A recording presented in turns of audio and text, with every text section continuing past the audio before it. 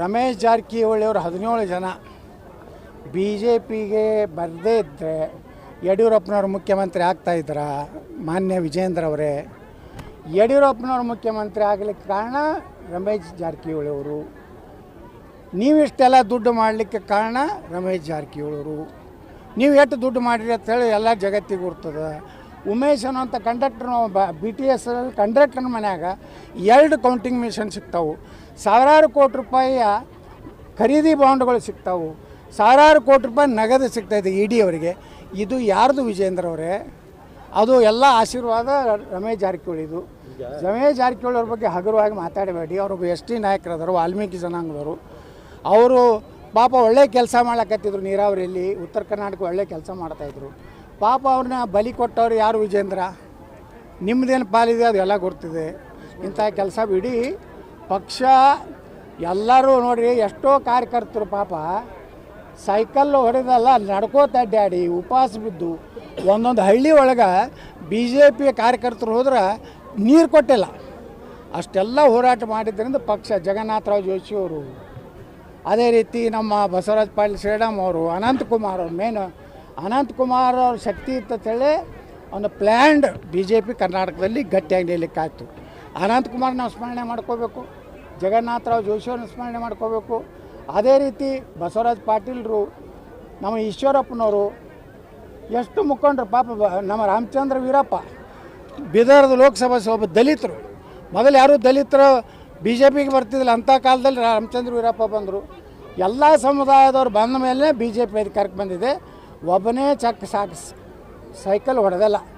Cycle ನಾವು ಹೊಡೆದೀವಿ, ಎಲ್ಲ ಬಣ್ಣ ಕಾರ್ಯಕರ್ತ ನಾವೆಲ್ಲ ಅನುಭವಿಸ್ತೀವಿ. ನಾವು MLA ಆಗಿ MP ಆಗಿ ನಾವೆಲ್ಲ ತಿಂದೀವಿ. ಜನರು ನಾವು ಉಳ್ಕಿದ ಕೆಲವೊಂದು ಕಾರ್ಯಕರ್ತರು ಅದಾರ, ಜೀವನದಾಗ ಏನೂ ಆಗಲಿಲ್ಲ. ಅವ್ರು ಅರ್ಧಾಂಗವಾಯಿಯಾಗಿ ಏನಾದ್ರು ಆಸ್ಪತ್ರೆಗೆ ದಾಖಲಾದರೆ ಯಾರೂ ಮಾತಾಡ್ಸಿಲ್ಲ. ಅವ್ರು ಇಷ್ಟ ಕೆಟ್ಟ ಕಡೆಗೆ ಕಣ್ಣೀರು ಹಾಕಿ ಸತ್ತಾರೆ. ಹಂಗಂದ್ರೆ ನಾ BJPಗೆ ಇಟ್ಟು ದುಡ್ದಪ್ಪ, ಕನಿಷ್ಠ ನನ್ನ ಮನೆಗೆ ಬಂದು ಸಾಂತ್ವನೂ ಹೇಳಿಲ್ಲಲ್ಲ ಕೆಲವೊಂದು ನಾಯಕರು ಅನ್ನೋದು ನೋವಿದೆ. ಇವ್ರ ಬಗ್ಗೆ ವಿಚಾರ ಮಾಡಿರಿ ವಿಜೇಂದ್ರ. ಬರೀ ನಮ್ಮ ಅಪ್ಪ ನಮ್ಮ ಪೂಜೆ ತಂದೆಯವ್ರು ಮಾಡ್ಯಾರ. ಪೂಜೆ ಹೌದಪ್ಪ, ನಿಮ್ಮ ಅಪ್ಪನ 4 ಸಲ ಮುಖ್ಯಮಂತ್ರಿ ಆಗ್ಯಾನ, ವಿರೋಧ ಪಕ್ಷದ ನಾಯಕ ಆಗ್ಯಾನ, ಸೋತಾಗಿ MLC ಮಾಡೈತಿ, ರಾಜ್ಯ ಅಧ್ಯಕ್ಷ ಮಾಡೈತಿ, ಮತ್ತು ಅಲ್ಲಿ MP ಮಾಡೈತಿ. ಇವತ್ತು ನೀವು ಪಕ್ಷ ಬಿಟ್ಟು ಹೋಗ್ಬೋದ್ರಿ. ಈಗ ನೀವು ಪಕ್ಷದಾಗ ಮೊನ್ನೆ ಬಂದಾರ ಅಂತ ಹೇಳ್ತೀರಿ. ಯಾರು? ರಮೇಶ್ ಜಾರಕಿಹೊಳಿ. ನೀವು ನಾನು BJPಯಿಂದ ನಾನು ಹೊರಗೆ ಹಾಕಿದ್ರಿ. ನಾ ಮೊದಲು ಸೇರಿದೆ, ಅಲ್ಲಿಂದ ನೀವು ಬಂದ್ರಿ. ಸೀನಿಯರ್ ಯಾರಾದರೂ? ನಾ ಅದೇ ಹೌದಲ್ವ? ಫಸ್ಟ್ ನಾ BJP ಜಾಯ್ನ್ ಆದೆ. ಅಲ್ಲಿಂದ ಒಂದು ತಿಂಗಳ ನಂತರ ಯಡಿಯೂರಪ್ಪ ಯಾರು ಶಿಫಾರಸು ಆದರೂ ನಾನೇ ಅರುಣ್ ಜೇಟ್ಲಿ ಅವರಿಗೆ ನನಗೆ ಹೇಳಿದ್ರು. ಅರುಣ್ ಜೇಟ್ಲಿ ಅವರು ಪಾರ್ಲಿಮೆಂಟ್ಲೇ ಸಿಕ್ಕಿದ್ರು. ನಮ್ಮ ಸುರೇಶ್ ಅಂಗಡಿ ಪಾಪ ತಿಳ್ಕೊಂಡ್ರೆ ಅವರು ಇದ್ದರು. ತುಮ್ BJPಗೆ ಆ ಜಾವ ಅಂತ ಹೇಳಿದ್ರು. सर अगर येडियूरप्पा को प्रदेश अध्यक्ष बनाओ, मुख्यमंत्री का कैंडिडेट बनाओ, मैं आऊँगा करके मैं इದೇ ಯಡಿಯೂರಪ್ಪಗೆ ಹೋಗಿ ಹೇಳಿದೆ.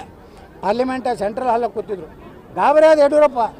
ಇಲ್ಲ ನಾನು ತೊಗೋಬೇಕಂತೇಳಿ ನರೇಂದ್ರ ಮೋದಿಯವರು ನಾನು ರಾಜನಾಥ್ ಸಿಂಗ್ ಮಾತಾಡಿವಿ. ಯಡಿಯೂರಪ್ಪನ ತೊಗೋತೀನಿ, ಮೊದಲು ಬಾ ಅಂದರು. ಮೊದಲು ನಾ ಬಂದೆ, ಸೀನಿಯರ್ ನಾ ಅದೇನೆ. ಅಲ್ಲಿಂದ ಯಡಿಯೂರಪ್ಪ ಬಂದರೆ ಜೂನಿಯರ್. ವಿಜೇಂದ್ರ ಯಾವಾಗ ಬಂದಾನ? ಬರೇ ಕಲೆಕ್ಷನ್ ಮಾಸ್ಟರ್ ಇವ. ಆ ರಾಜ್ಯಾಧ್ಯಕ್ಷ ಆಗುತ್ತಾನೆ. ಏನು ಮಾಡ್ಯಾನ ಪಾರ್ಟಿಗೆ? ಏನು ಸುಡುಗಾಡು ಮಾಡಿಲ್ಲ. ಬರೀ ಅವ್ರ ಅಪ್ಪ ಇದ್ದ. ಪಾಪ ಯಡಿಯೂರಪ್ಪನ ಜೈಲಿಗೆ ಕಳಿಸ್ಲಿಕ್ಕೆ ಕಾರಣನೇ ಇವತ್ತಿನ ರಾಜ್ಯಾಧ್ಯಕ್ಷ. ಧೀಮಂತ ಪೂಜ್ಯ ತಂದೆಯವ್ರನ್ನ ಜೈಲಿಗೆ ಕಳಿಸಿದಂಥ ಮಹಾನ್ ನಾಯಕ. ಅವ್ರ ಹೆಸರಲ್ಲಿ ಎಷ್ಟು ಯಾವ್ಯಾವ ಸಹಿ ಮಾಡ್ಯಾನೋ ಏನೋ ಗೊತ್ತಿಲ್ಲ. ಸುಮ್ಮನೆ ಬಾಯಿ ಬಿಟ್ಟರೆ ಭಾಳ ಕೆಡ್ತೈತಿ. ಅದನ್ನು ಮಾಡಬೇಡ. ಚೆನ್ನಾಗೇ ಇರು. ನಿನ್ನ ಕಡೆ ನೀಗುವುದಿಲ್ಲ ಅಂದ್ರೆ ರಾಜೀನಾಮೆ ಕೊಟ್ಟು ಹೊಸ ಅಧ್ಯಕ್ಷರು ಬರ್ತಾರೆ. ನಮ್ಮ ಕೈಯಾಗ ಏನಾರು ಪಕ್ಷ ಸಿಗ್ತದೆ 130 ಸೀಟ್ ತರಲಿಲ್ಲ ಅಂದ್ರೆ ರಾಜಕೀಯ ನಿವೃತ್ತಿ ಆಗ್ತದೆ. ಹಿಂಗೇನಾರು ನಿನ್ನ ಬಳಿ ತಾಕತ್ತಿದ್ರೆ ಬಾ, ಎಲ್ಲರೂ ಹೊಡಿತೀನಿ ಬಡಿತೀನಿ, ಕಾರ್ಯಕರ್ತರು ಹೊಡೆಸ್ತೀನಿ. ನೀವು ಹೊಡೆದ್ರೆ ನಾವೇನು ಸುಮ್ಕೊಂಡ್ರು ಮಕ್ಕಳಲ್ಲ. ನಾವು ಎಡಕ್ಕೆ ಹೊಡೆದ್ರೆ ಗಾಂಧಿ ಅಲ್ಲ. ನಾವು ಸುಭಾಷ್ ಚಂದ್ರ ಬೋಸ್. ಗಾಂಧಿ ಹಂಗೆ ಬಲಕ್ಕೆ ಹೊಡೆದ್ರೆ ಎಡಕ್ಕೆ ಆಗ ನಾವೆಲ್ಲ ಒಂದು ಹೊಡೆದ್ರೆ 4 ಹೊಡೆಯುವಂಥ ಕೆಲಸ ನಾವು ಮಾಡ್ತೀವಿ. ನೇತಾಜಿ ಸುಭಾಷ್ ಚಂದ್ರ ಬೋಸ್ ಫಾಲೋವರ್ ನಾವು, ಗಾಂಧಿ ಫಾಲೋವರ್ ಅಲ್ಲ.